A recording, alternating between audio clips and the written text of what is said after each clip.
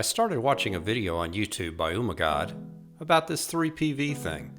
Got me thinking, will this actually work for my Tinyhawk Freestyle too?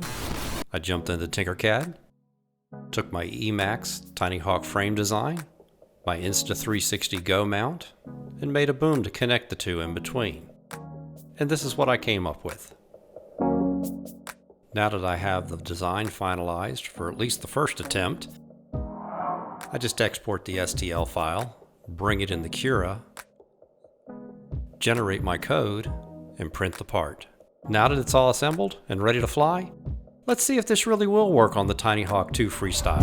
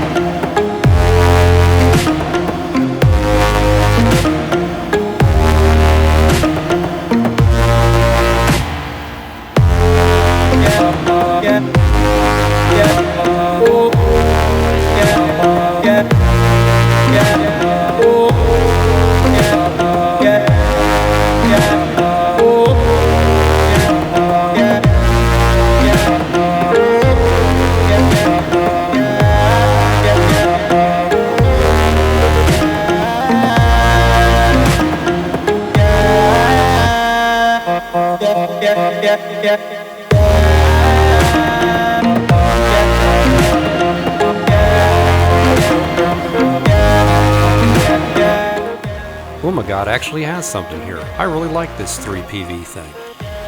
The first flight went well. Let me know what you think in the comments below. I'm one of those people who always tries to make the wheel rounder. Things I'm going to change here in the future: make the boom arm a little stiffer by adding a gusset, maybe making a triangular shape. The other thing is changing the angle of the camera. I think I'm going to go up 10 degrees. We'll see how that revision 1 turns out.